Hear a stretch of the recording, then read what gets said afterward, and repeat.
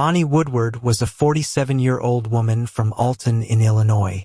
She was a two-time cancer survivor and she worked as a caretaker at the Eunice Smith nursing home. Bonnie had 4 children, but only 3 was living with her. Her 17-year-old daughter Heather was living with another family because she had an argument with Bonnie.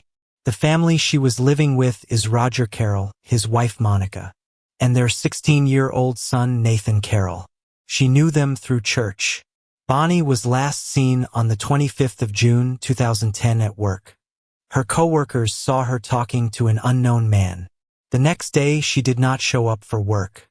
Her co-workers and her boyfriend got worried since was so unlike her and she was reported missing.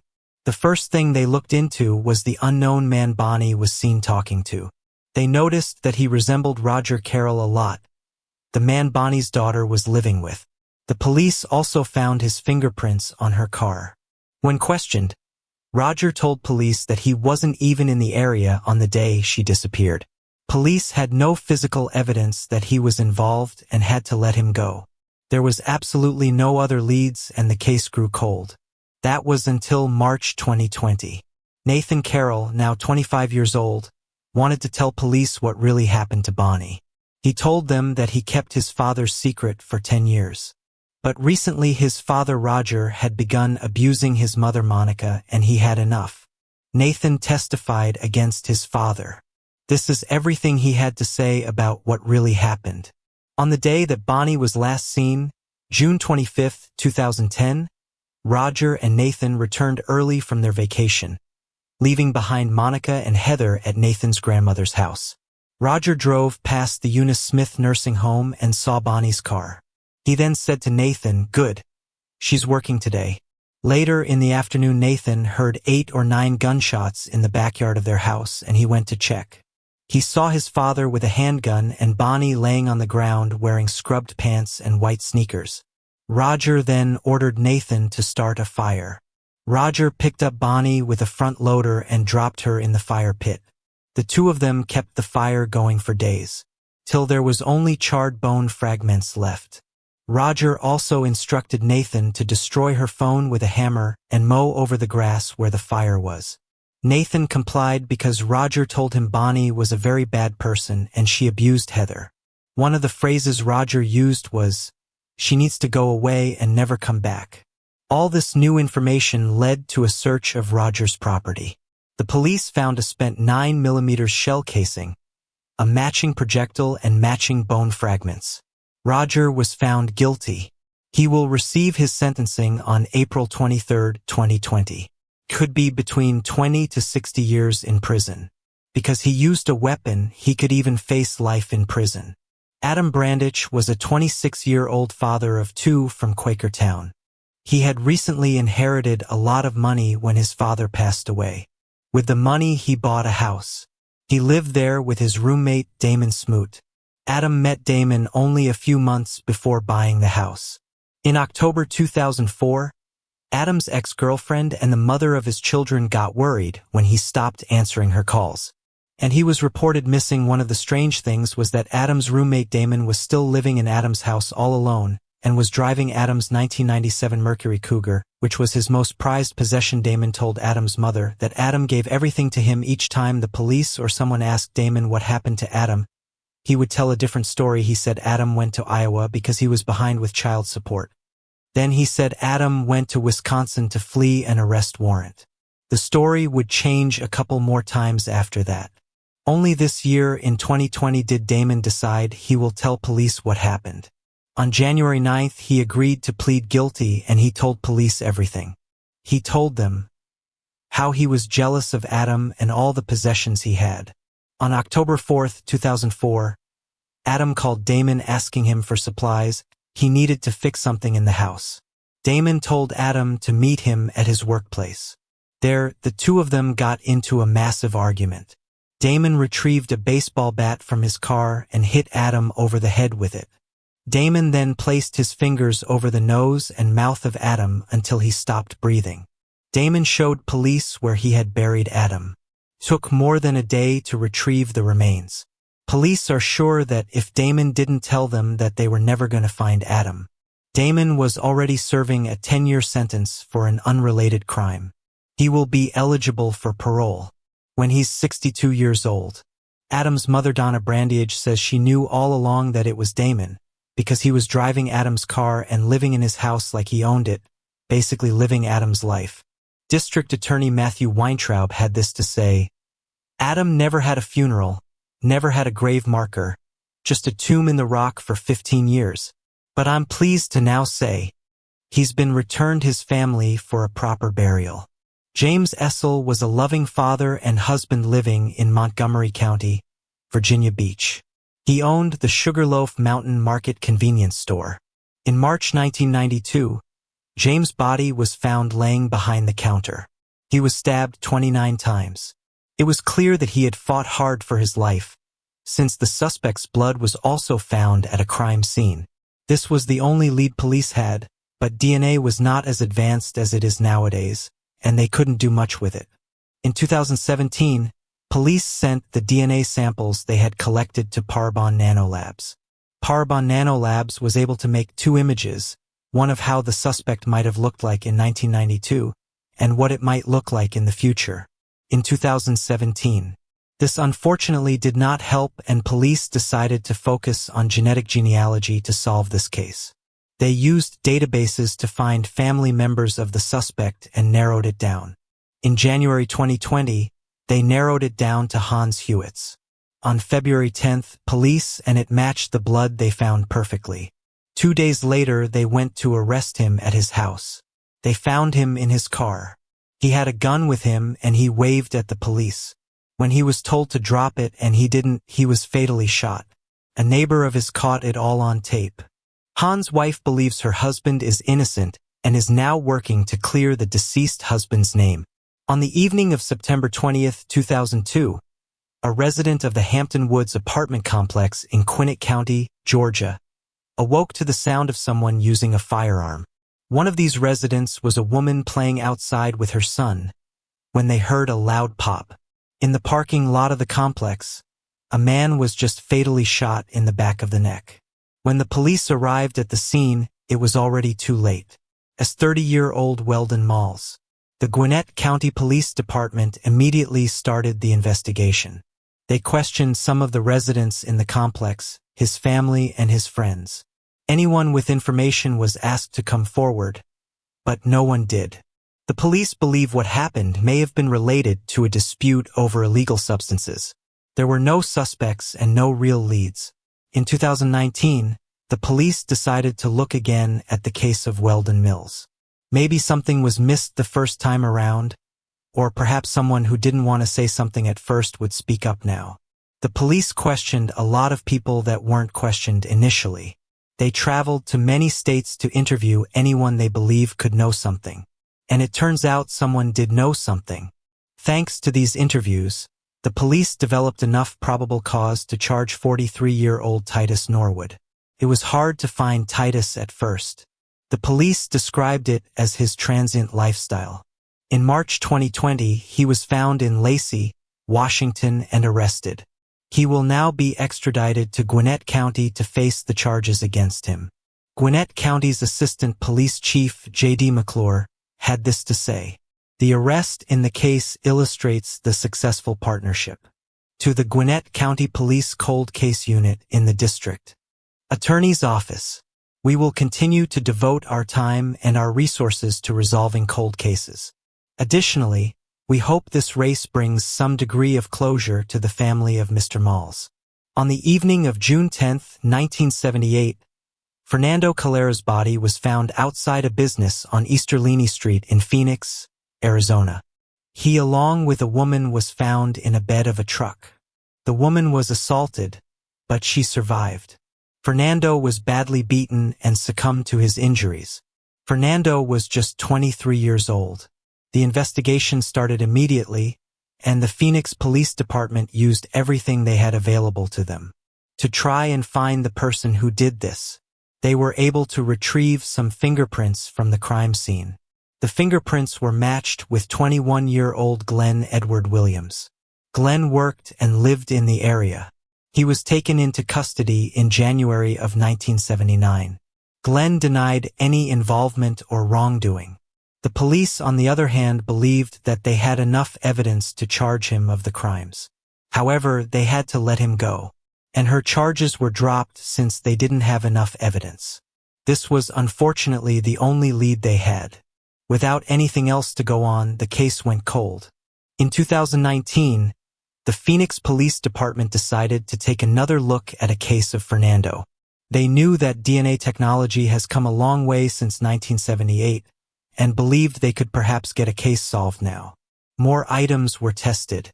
A test that came back allowed scientists to link Glenn Williams to the crime. Police interviewed him again in April of 2020. Unsurprisingly, Glenn still denied any involvement. Based on the evidence gathered in 1978 and the new DNA evidence, police arrested and charged Williams in connection to the cold case. The Phoenix Police Department now sees this case as being solved, where Crime Lab Administrator Jody Wolf had this to say. 42 years ago, those detectives did a great job obtaining and packaging and maintaining the evidence. The scientists were able to use the evidence, tested with today's technology, and it identified Williams as a suspect in his brutal attack. 42 years ago, this was the scene of a homicide. 21-year-old Fernando Calleros and a woman were found in the bed of a pickup truck. Calleros had been beaten to death. Detectives began working the scene and gathering evidence. The charges were dropped because the case was turned down due to a lack of evidence. So we work really closely with our cold case colleagues in the department, both in homicide and sexual assaults, and we're constantly looking for ways to use current technologies and new approaches to being able to combine best science with best evidence.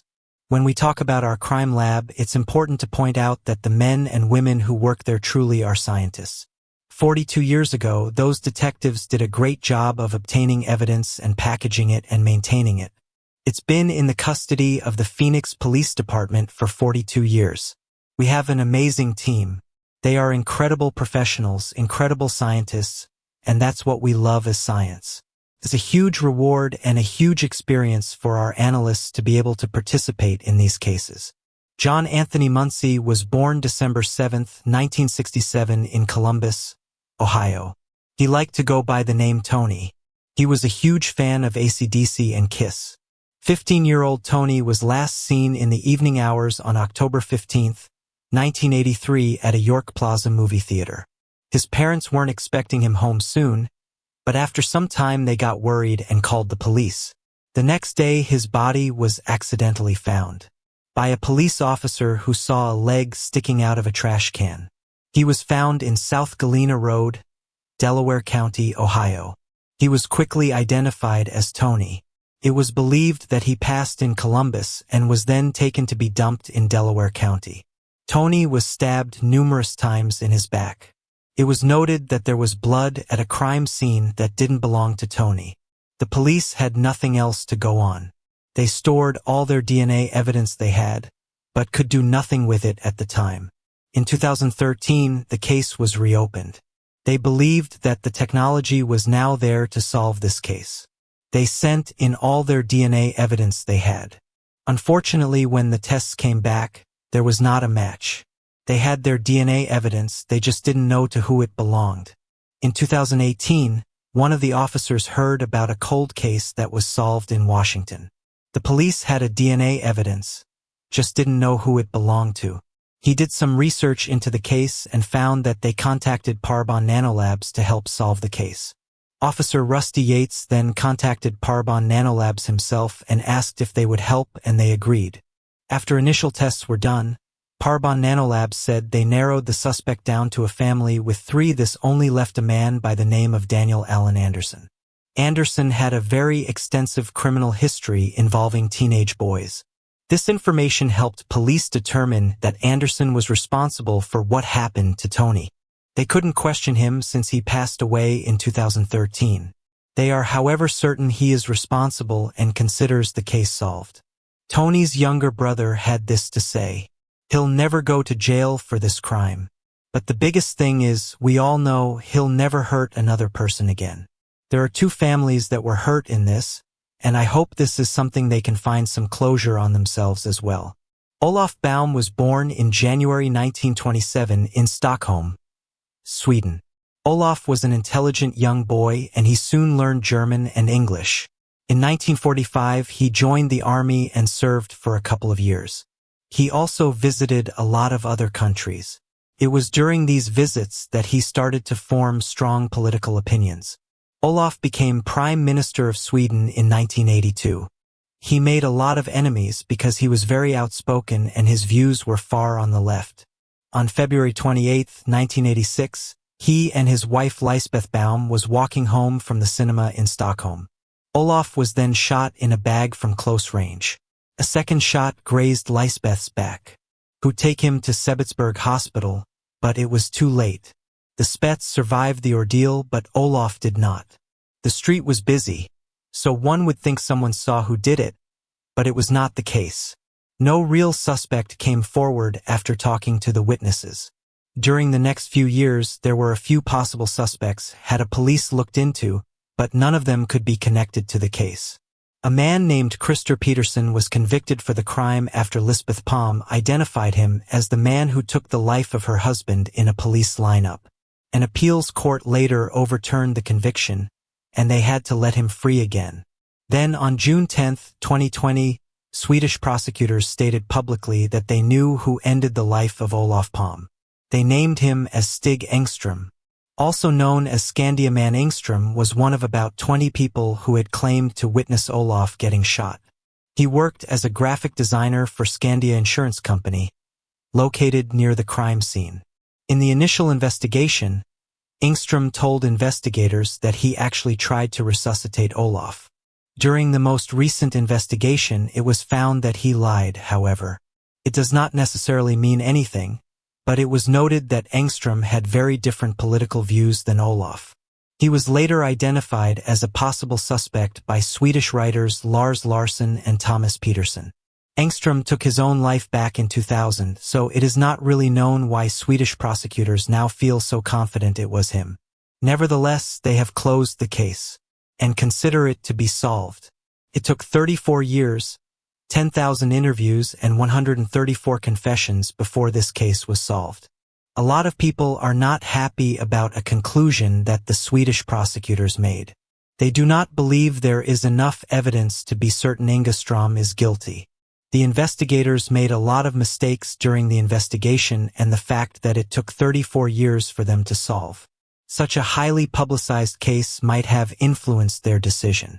In a lot of cases where the media and the public presses the investigators to solve the case, mistakes are made. With Engström not being alive anymore, we might never truly know what happened. As for now, the case is being seen as solved, however. Susan Eads was a 20-year-old woman from Texas. She aspired to be a model. At the time, in 1983, she worked as a waitress. Susan worked at a prickly pear bar and also worked part-time for a place called Charlie's Bar. In August 1983, she got off work early and went to a place called Jason's Club, where she was last seen. At one point during the evening, an unknown man asked her to dance, but she declined. The last time she was seen was when she left the club. The next day, her body was found in an empty lot on Nassau Road 1 in Seabrook, Texas. The police determined that she was choked by the bodysuit she wore the previous evening. Her 1976 Chevrolet Monte Carlo was found in a parking lot of the Gulf States Yachts boat, her Clear Lake High School class ring. She was seen wearing a previous evening and a gold necklace was nowhere to be seen. The police started their investigation by taking DNA samples they found on her jumpsuit. They also talked to people that saw her at Jason's Club. The people told police about the unknown man who had asked Susan to dance with him. They were not sure if this man was involved, but they did not really have other leads to follow up on. Then, out of nowhere, a strange man started calling Susan's mother. Most of the times he would just call and not say anything. Later on he did start to speak. She got police to record the calls. The man claimed that he had pictures of Susan.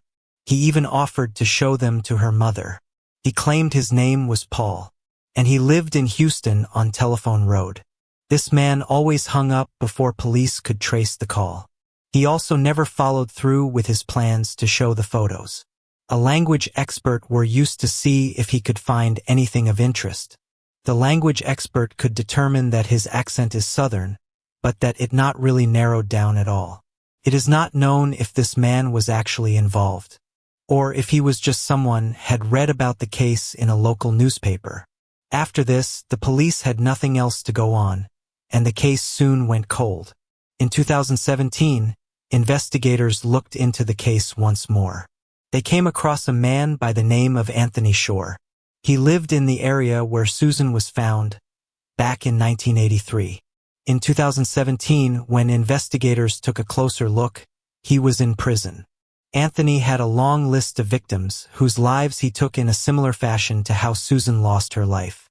Using the DNA samples they retrieved back in 1983, Anthony was ruled out, however. Investigators were not able to match the DNA to anyone on their database. It did give the investigators an idea, though.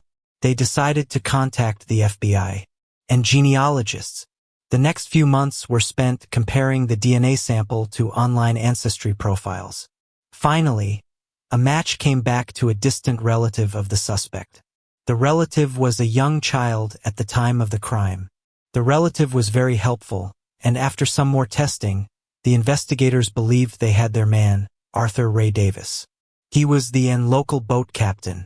Davis matched the composite sketch almost perfectly. Both had a cowboy hat, hair that falls over the ears, a mustache that hangs past the sides of the lips, high cheekbones, and a pronounced chin. They could not speak of Davis, though, since he passed away in a car crash. Interestingly enough, the car crash happened just 4 months less than a mile from where she was found. Just solving this case is not enough for investigators. They want to know why Davis did what he did. They are asking anyone with information to come forward and contact them. Texas Ranger Brandon Bess said somebody out there knows him. Somebody out there knows who he was and what he was about, especially at that time in August of 1983. The family of Susan Eats and the investigators gathered to place roses on her grave after the case was recently solved. The family accepts how the case is solved, even though there was no trial or conviction. They are happy they know who did it. Of course, they would also want to know why he did what he did. The woman was walking her kids to school on the morning of October 24, 1996. She saw the body of a young woman with long blonde hair. The young woman was lying on the ground in an alley. This happened in Aurora, Colorado. The police was quickly on the scene. They noted that the young woman had been stabbed. The local newspaper were asked to publicize the case so that more information could come out. Witnesses then came forward and helped identify the woman as 25-year-old Tangi Sims. Tangi grew up in Tennessee but relocated to Colorado. She worked at a restaurant as a cook. The police could also determine that the last time she was seen, she was walking toward a semi-trailer. Whoever did this to her left behind a lot of DNA evidence because he accidentally cut himself. The police still had no idea who did this to her, and the case went cold. In 2019, the case was looked into again. The investigators had learned about advances in DNA testing and genealogical research. The DNA evidence was handed over to Joan Hanlon of United Data Connect. This led investigators to the family of the suspect. The investigators had to travel from state to state in search of family members. After some more testing in 2020, they finally knew who did it. Wesley Backman was born in 1935. The only problem was that he passed away in 2008. The investigators learned that Wesley had been a drug driver, and for some time he lived in the same area as Tangi Sims. And as you would remember, Tangi was last seen walking toward a semi-trailer. It took 23 years for this case to get solved. Detectives are now looking into the possibility of Wesley Backman and other victims as well. Sean Marie Neal was born on August 2, 1972 in Middle Beach, South Carolina. On June 1, 1996, 23-year-old Sean was supposed to meet a man by the name of Don Gibson in North Middle Beach. When she did not return home, her boyfriend reported her missing. Not long after, The police conducted a welfare check at a condominium in North Middle Beach. They found John Marie Neal's body. She had been choked. Several items from the crime scene was located in a nearby dumpster. The investigators were able to collect a lot of DNA evidence from these items. This was unfortunately all they could do, and the case went cold. Then, in 2017, the case was looked into again. Physical evidence from the case was sent to the Richland County Sheriff's Department Forensic Lab in Columbia, South Carolina. The lab was able to uncover DNA evidence that was missed in the initial investigation. The new DNA was entered into a national DNA database in 2020 and matched the DNA of Ronald Lee Moore. It was revealed that Ronald had also been named a suspect in a series of burglaries and assault cases. Ronald lived in Maryland. The investigators learned, however, that he had friends in Louisiana. They believed that Ronald was a suspect. He passed through Middle Beach and crossed paths with Sean Marie Neal. He passed away in 2008 while in prison for an unrelated charge. It took 23 years for this case to be solved. It is quite a coincidence that in the first two cases of his video, a person who committed the crimes passed away in 2008, and both cases took 23 years to be solved.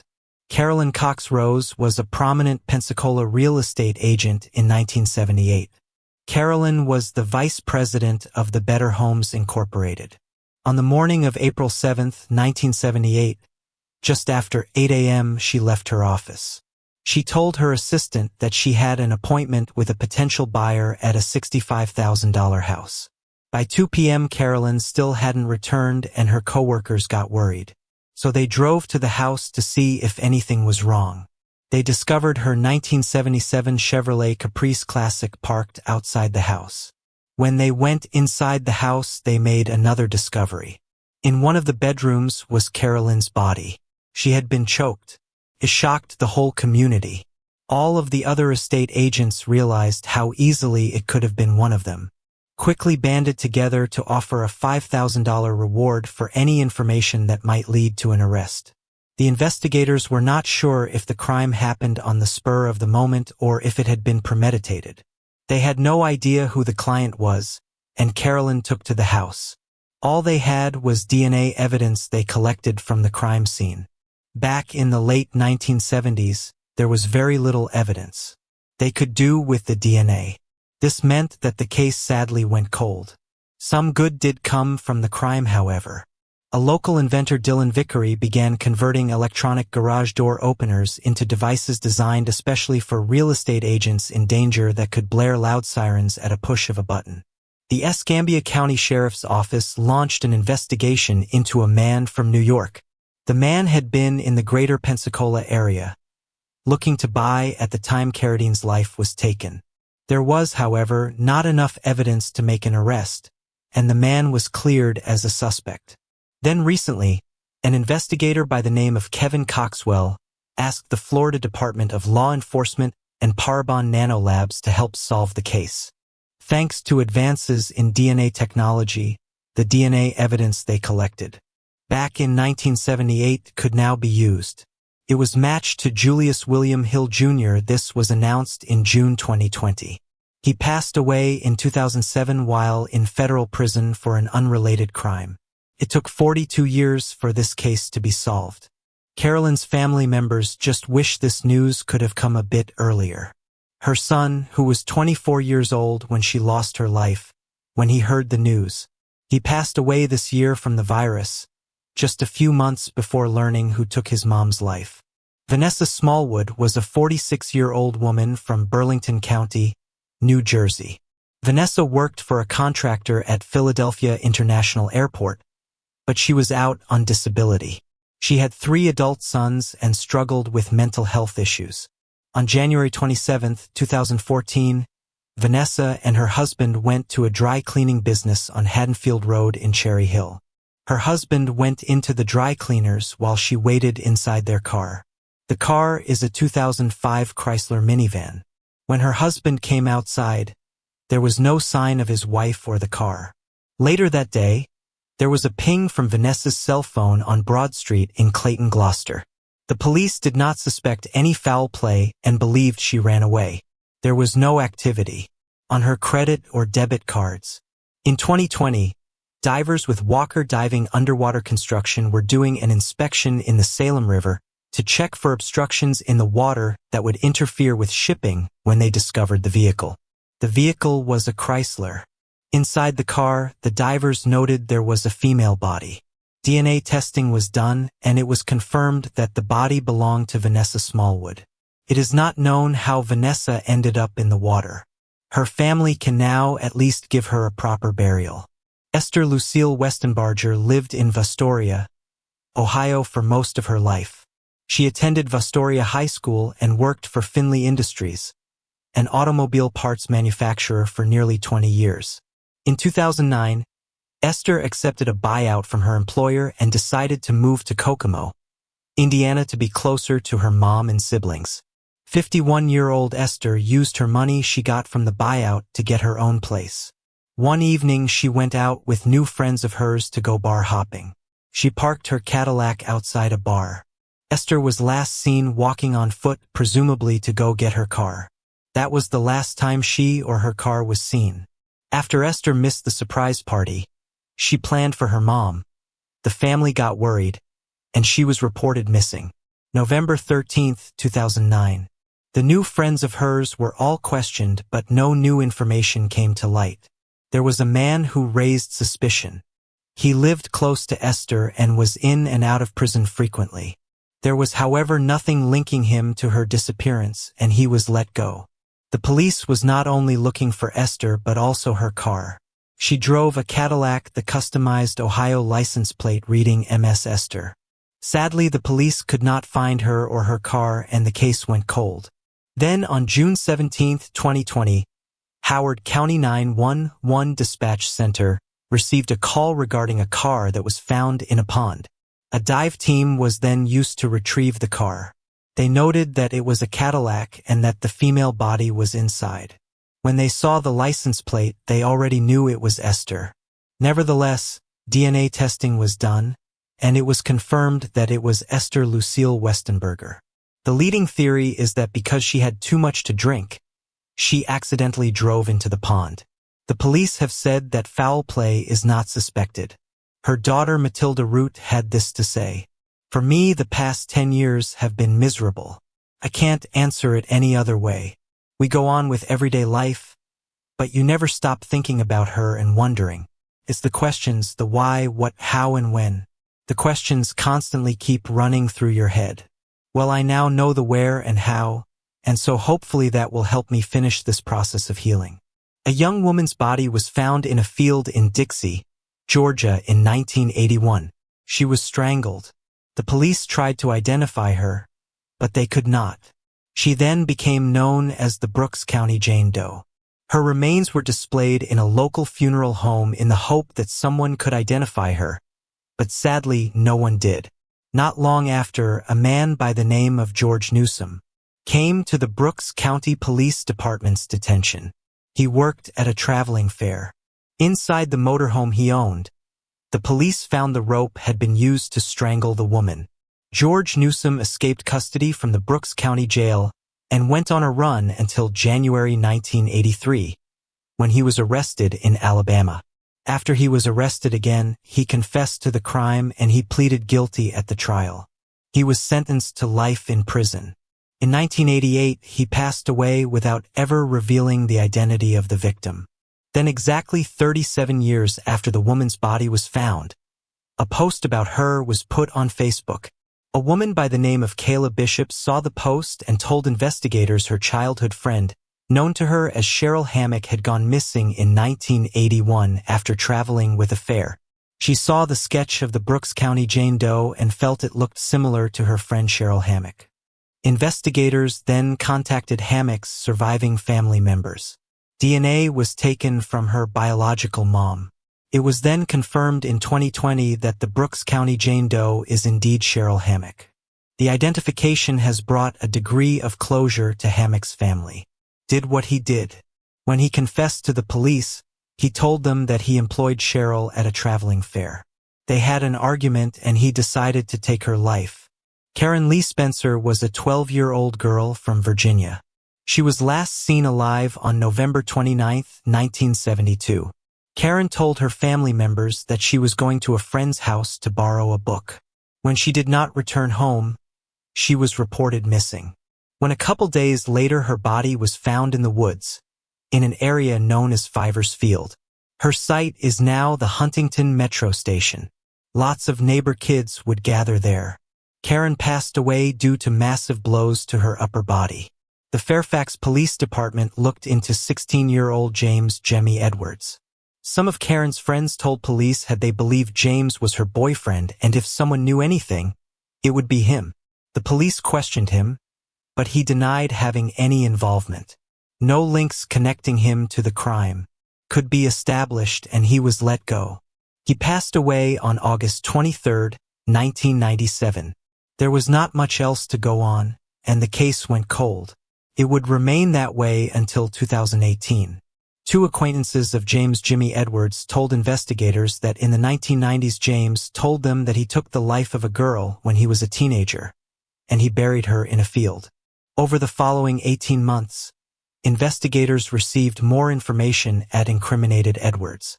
In 2020, they were finally able to conclude that James Jimmy Edwards indeed took the life of Karen Lee Spencer. In a police statement, it was said, for nearly 5 decades, major crime detectives remained steadfast in their pursuit of justice for 12-year-old Karen Lee Spencer and her family. In fact, I would never give up, combined with our community's willingness to come forward with information. We are critical in solving this case. Pamela Morrow was a 16-year-old girl from Woodridge in DuPage County. She attended Downers Grove South High School. Pamela was last seen alive just after 9 p.m. on January 13, 1976. She left her friend's home to go buy a soft drink at McDonald's. The next morning, her body was discovered by road workers. She was found near College Road and Maple Avenue, in an area called Lyle. It was clear that Pamela had been assaulted and strangled. Investigators were able to collect DNA, but it was all they were able to do, and the case went cold. Then, in 2001, a DNA profile could be created. When it was entered into the code's database, there were no match. Then, in 2019, with the help of Parbon Nanolabs, a more sophisticated DNA profile could be a detailed description of the suspect could be created. The investigators then created a genealogical family tree based on the results. Finally, it was determined had a DNA matched Bruce Lindahl. The odds of the DNA matching someone else was 1 in 1.8 quadrillion. Investigators traveled to Texas to inform Pamela's brother and father that the case is now solved. Bruce Lindahl passed away at the age of 28 in 1981 after he stabbed a victim because he accidentally stabbed himself. Talk about karma. The police are now looking into other possible victims and lost their lives at the hands of Bruce Lindahl. On October 10, 1987, a passerby discovered a woman's body on a hillside near Estrella del Mar Road in San Diego. She had been assaulted and strangled. The police identified her as 26-year-old Julia Hernandez Santiago. The investigators collected several key pieces of evidence at the time, but they were unable to identify any suspects. Went cold. Then, in June 2020, police announced that they arrested a man in connection of Julia's life being taken. The police said 54-year-old James Charles Kingery emerged as a suspect after he was arrested in March for unrelated charges. When he was arrested, he had his supply DNA sample. Then in May, the crime lab notified the police. Had James' DNA matched DNA taken from Julia's body? The investigators then followed new leads, cross-checked all the information, until they were certain that James Charles Kingery is responsible. On June 15, 1984, 15-year-old Risa Drexler visited her grandparents' house in North Carolina. Risa's grandfather went out to the grocery store, and his wife went to the hairdresser. Then they returned home and made a startling discovery. The body of Risa Drexler was found in the spare bedroom. She had been assaulted. The investigators were able to collect DNA. The crime scene had belonged to the suspect. Back in 1984, there was not much they could do with the DNA, but they stored it so it could be used later. The police believed it was a family member at first. Her friends and family were questioned, but no real information came to light. Then one of the hairs had been found at the crime scene was tested, and it turned out that many witnesses also came forward, claiming they saw an African-American man running away from the crime scene. Sadly, the case went cold and would remain that way for many years. In 2018, Reese's sister appeared on Dr. Phil. This renewed interest in the case. Investigators took another look at the case since DNA advanced a lot since 1984. They decided to stop the case. To enter the DNA they collected back then into a public genetic database with the help of Parabon Nanolabs. This helped investigators narrow it down to family members of the suspect. A body of an unknown man was then exhumed for more DNA testing. The police refused to reveal the identity of this man. We do know, however, that a man was in his 40s at the time of the crime. He is an African American. Had he passed away in 2007, he has a violent past and worked near the crime scene. After more DNA testing, it was confirmed that the man's DNA matched the DNA found at the crime scene. With the man not being alive anymore, the police and the family realize not all their questions will be answered, but they see the case as being solved. Margaret Peggy Beck was born in 1947 in Colorado. Since the age of 9, Margaret was a Girl Scout. In the summer of 1963, 16-year-old Margaret was a camp counselor at a Girl Scout camp. On August 18, 1963, Margaret failed to appear for breakfast. Her tent mate then went to check on her when she found Margaret's body inside their tent. Had been assaulted and strangled. The reason the tent mate was not with her was because she felt ill and slept elsewhere. Her family was informed about what happened to her later that day. The police launched an extensive investigation to try and find out who could have possibly done this. Without any leads, however, the case went cold. In 2007, they created a DNA profile from the DNA collected at a crime scene back in 1963. It was then entered into the CODIS database. Unfortunately, no matches could be made. Then, in 2019, with more advanced DNA technology, they tried again. This time, they used United Data Collect. It led them to family members of the suspect. After some more investigation, the Jefferson County Sheriff's Office announced in April 2020 that they believed James Raymond Taylor in the life of Margaret. They issued a warrant for his arrest, but have been unable to locate him. He was last seen in Las Vegas, Nevada in 1976. Taylor had been living in Edgewater, Colorado in 1961 and was married. He worked in a television repair shop and had at least one child. The police believes he was still in the area in 1963 at the time Margaret lost her life. Taylor would be 81 years old today if he is still alive. It is believed that this is the oldest cold case solved using genetic genealogy, but with more and more cases being solved thanks to DNA, it might not be the oldest for long. Her 3 sisters are alive, and this is a painful time for them. To have this wound reopened, and we acknowledge that, and our sympathies, on behalf of the entire Sheriff's Office, go out to them. On the 19th of October in the year 2000. A man's body was found in a room at the Dollar Inn. The motel is located in Indianapolis. The man had been strangled and assaulted. Police were quick to identify him as 38-year-old Arthur McFall. Investigators found a suspect's DNA under Arthur's fingernails. They entered the DNA evidence into their database but found no match. The police had nothing else to go on and the case went cold. Then in July of 2019, the Indianapolis Police Department's cold case unit received word that a match had finally been made. A 54-year-old man by the name of William Swain was arrested in Goshen County for theft. When he gave his fingerprints and was entered into the CODIS database, they learned that it matched the fingerprints on the telephone in Arthur McFall's motel room. DNA tests were then done, and it was confirmed that William's DNA matched the DNA found in Arthur McFall's body. Police arrested William Swain in March of 2020. William told investigators he did not know Arthur McFall and he was not in Indianapolis. After some more investigation, The police discovered that William was, however, in Indianapolis at the time Arthur's life was taken. After hearing the news, Arthur McFall's son Dwarmfall and his mother were relieved, but they still had questions. "I'm going to wait until I talk to my grandmother again, who's always said she would never give up on finding out what happened to my dad. We have so many questions, including why did he have to do that to my dad?" Scott Johnson was an American PhD student in mathematics. In 1984, he married his partner Michael Noon. The two of them met while studying at Cambridge University in the UK. Then, in 1986, the two of them moved to Australia. On December 8, 1988, Scott spoke to a friend who called him on his home phone in Sydney. This is the last time anyone is known to have spoken to him. Then 2 days later, on December 10th, a fisherman, Brian Budson, sees a man's clothes about 10 meters back from the edge of the cliff's north head at Manly in North Sydney.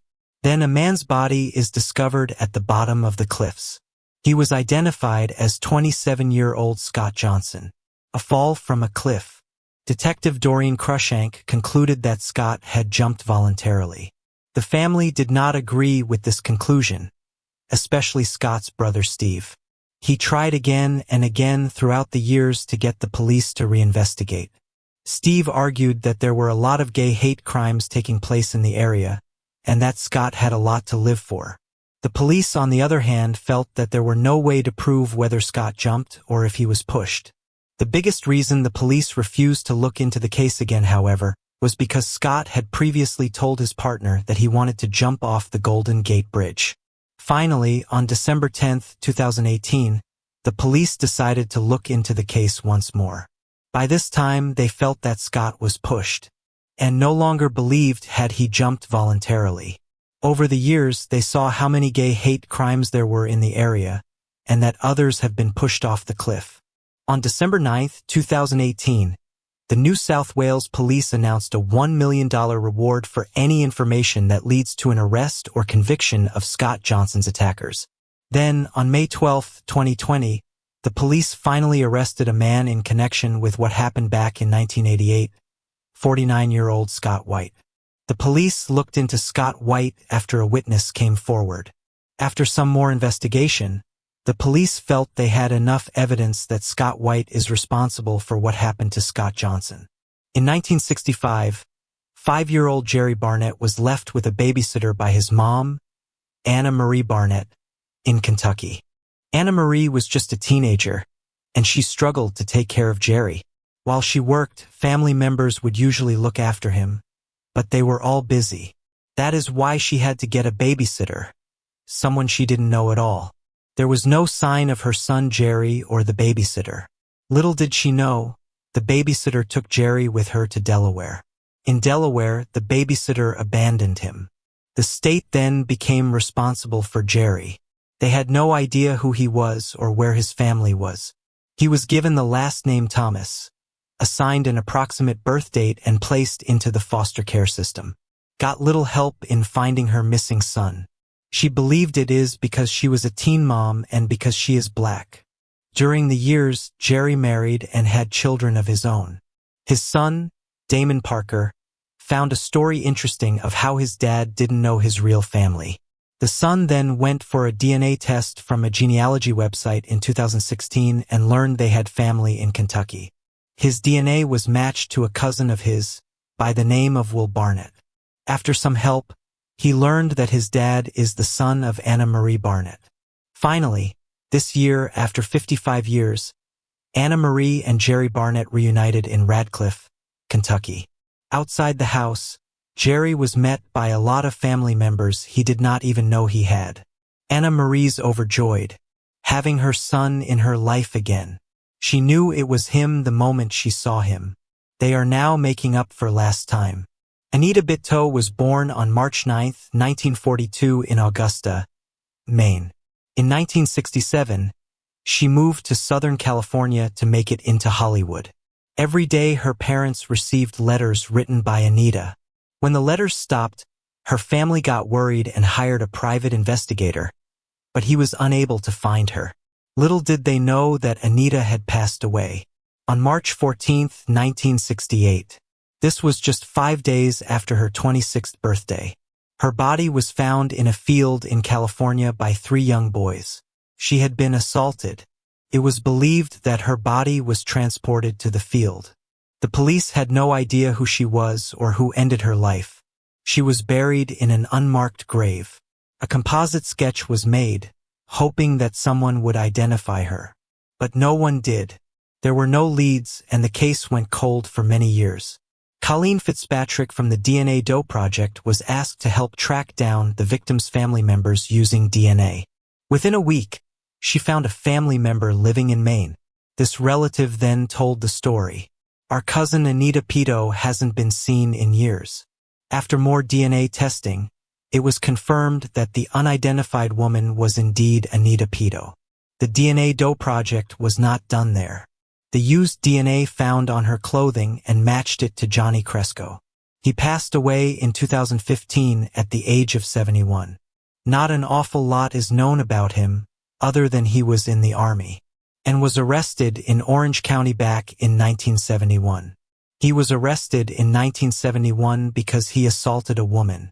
He was just 17 years old back then.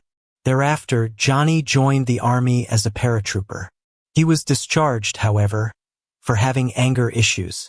He was 28 years old when the crime was committed. He was never on a police radar until his DNA was found on her clothing. The police believe Anita accepted the ride from him, and he then took her life and dumped her body in the field. Anita's parents passed away, but she still has surviving family members, who now finally have some closure. All these years they believed that Anita had shunned them, but that was not the case after all. A memorial service was held for her in July 2020. On October 27, 1985, a man and his son were walking on a plot of land. They were looking for a place to build a house in Parker County, Texas. While walking, they came across human remains in the field. The remains had been dug up by animals. Investigators believed that a shallow grave the remains were found in was dug just a year earlier. They followed up on numerous tips and missing persons to try and find out who the person was. The Tarrant County Medical Examiner's lab took a look at the remains and believed it belonged to a male between 14 and 20 years old. They were also sure it belonged to a white male with predominantly European ancestors. In 2018, Parabon Nanolabs were asked to identify the missing person. To help identify him, they took the DNA from the investigators and were able to predict the hair color and some facial features. This is the picture they came up with and believed this is what a man looked like. It was shared around, but no one came forward had recognized him. In 2019, with more DNA testing, Parabon Nanolabs located family members of the man. It was a struggle to find the correct family members, because someone in the family was adopted. Finally, they believed that they knew who the parents were of the man. They then went to the University of North Texas to do DNA tests on the parents. After more testing, they were able to confirm that a man is 22-year-old Billy Feiner. His parents told investigators how Billy went to work in California back in 1985, and they never heard from him again. This led investigators to California because they wanted to know what happened to Billy. There they learned that Billy worked with another man by the name of Forrest Ethington. A pair of them would steal coins. At one point, Billy decided to go solo, but he was caught. Forrest was worried that Billy would rat him out, and he decided to take the life of Billy. A surprising amount of people knew about this, and that is how investigators learned about all of this. In 2020, when police felt that they had enough evidence to charge Forrest Ethington with taking Billy's life, they also learned that Forrest passed away just a month earlier due to a heart attack in a prison. The investigators are still unclear as to why Forrest and Billy was in Texas and not California, but other than that, they believe the case is solved after so many years. This is the only picture of Billy, since all the other photos of him were destroyed during Hurricane Katrina. I am exceedingly proud of our investigators and the agencies which assisted us in solving this case. Several law enforcement agencies joined resources to close this case and bring the family some sort of closure regarding their son. Melissa Lee was a 15-year-old girl from Bothell, Washington. She was abducted between 9:30 p.m. and midnight on April 13, 1993 from her home. The next day, on the 14th, her body was found in a ravine in Everett, Washington. It was clear that she had been strangled and assaulted. It was, however, not clear to the police if Melissa knew the suspect or what led to her losing her life. In an address book belonging to Melissa, the police found the name Michael on one of the pages along with his number. He was interviewed several times. Police learned that his name was Alan E. Dean and that he was 35 years old. The police found it interesting that he went by a different name. They also learned that 35-year-old Alan was dating 15-year-old Melissa. Another bit of incriminating evidence against Alan was that he was accused of assaulting a minor in Arizona. The police felt confident that he was responsible for what happened to Melissa, but they did not have enough evidence against him.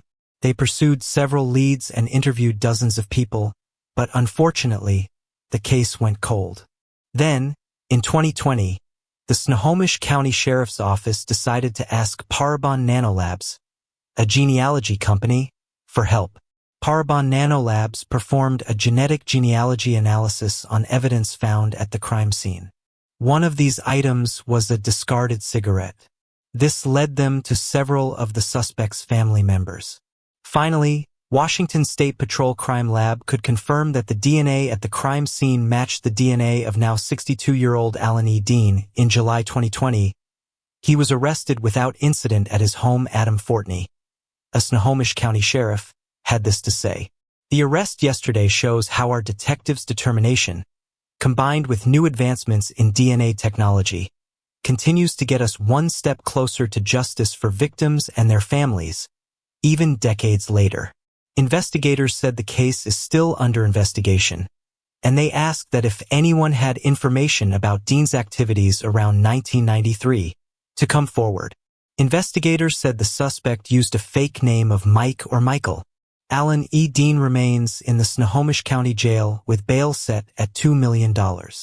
Melissa's mother, Sharon Lee, said, "I'm just happy to have lived long enough to see this happen.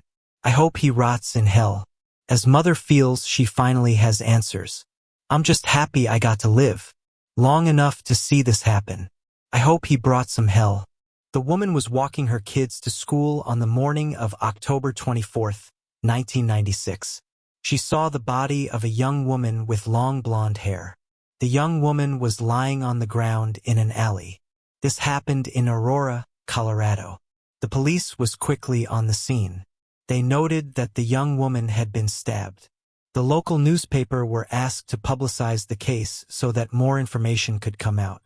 Witnesses then came forward and helped identify the woman as 25-year-old Tangi Sims. Tangi grew up in Tennessee but relocated to Colorado. She worked at a restaurant as a cook. The police could also determine that the last time she was seen, she was walking toward a semi-trailer. Whoever did this to her left behind a lot of DNA evidence because he accidentally cut himself. The police still had no idea who did this to her, and the case went cold. In 2019, the case was looked into again. The investigators had learned about advances in DNA testing and genealogical research. The DNA evidence was handed over to Joan Hanlon of United Data Connect. This led investigators to the family of the suspect. The investigators had to travel from state to state in search of family members. After some more testing in 2020, they finally knew who did it. Wesley Backman was born in 1935. The only problem was that he passed away in 2008. The investigators learned that Wesley had been a drug driver, and for some time he lived in the same area as Tangi Sims. And as you would remember, Tangi was last seen walking toward a semi-trailer. It took 23 years for this case to get solved. Detectives are now looking into the possibility of Wesley Backman and other victims as well. Sean Marie Neal was born on the 2nd of August, 1972 in Middle Beach, South Carolina. On June 1, 1996, 23-year-old Sean was supposed to meet a man by the name of Don Gibson in North Middle Beach. When she did not return home, her boyfriend reported her missing. Not long after, The police conducted a welfare check at a condominium in North Middle Beach. They found John Marie Neal's body. She had been choked. Several items from the crime scene was located in a nearby dumpster. The investigators were able to collect a lot of DNA evidence from these items. This was unfortunately all they could do, and the case went cold. Then, in 2017, the case was looked into again. Physical evidence from the case were sent to the Richland County Sheriff's Department Forensic Lab in Columbia, South Carolina. The lab was able to uncover DNA evidence that was missed in the initial investigation. The new DNA was entered into a national DNA database in 2020 and matched the DNA of Ronald Lee Moore. It was revealed that Ronald had also been named a suspect in a series of burglaries and assault cases. Ronald lived in Maryland. The investigators learned, however, that they had friends in Louisiana. They believe he passed through Middle Beach and crossed paths with Sean Marie Neal. He passed away in 2008 while in prison for an unrelated charge. It took 23 years for this case to be solved. It is quite a coincidence that in the first two cases of his video, the person who committed the crimes passed away in 2008, and both cases took 23 years to be solved. Carolyn Cox Rose was a prominent Pensacola real estate agent in 1978. Carolyn was the vice president of the Better Homes Incorporated. On the morning of April 7, 1978, just after 8 a.m., she left her office. She told her assistant that she had an appointment with a potential buyer at a $65,000 house. By 2 p.m., Carolyn still hadn't returned, and her coworkers got worried. So they drove to the house to see if anything was wrong. They discovered her 1977 Chevrolet Caprice Classic parked outside the house. When they went inside the house, they made another discovery. In one of the bedrooms was Carolyn's body. She had been choked. It shocked the whole community. All of the other estate agents realized how easily it could have been one of them. Quickly banded together to offer a $5,000 reward for any information that might lead to an arrest. The investigators were not sure if the crime happened on the spur of the moment, or if it had been premeditated. They had no idea who the client was, and Carolyn took to the house. All they had was DNA evidence they collected from the crime scene. They could do with the DNA. This meant that the case sadly went cold. Some good did come from the crime, however. A local inventor, Dylan Vickery, began converting electronic garage door openers into devices designed especially for real estate agents in danger that could play a loud sirens at the push of a button. The man had been in the greater Pensacola area, looking to buy at the time Carradine's life was taken. There was, however, not enough evidence to make an arrest, and the man was cleared as a suspect. Then recently, an investigator by the name of Kevin Coxwell asked the Florida Department of Law Enforcement and Parabon Nanolabs to help solve the case. Thanks to advances in DNA technology, the DNA evidence they collected, the man was able back in 1978 could now be used. It was matched to Julius William Hill Jr. This was announced in June 2020. He passed away in 2007 while in federal prison for an unrelated crime. It took 42 years for this case to be solved. Carolyn's family members just wish this news could have come a bit earlier. Her son, who was 24 years old when she lost her life, had to be sedated. When he heard the news, he passed away this year from the virus, just a few months before learning who took his mom's life.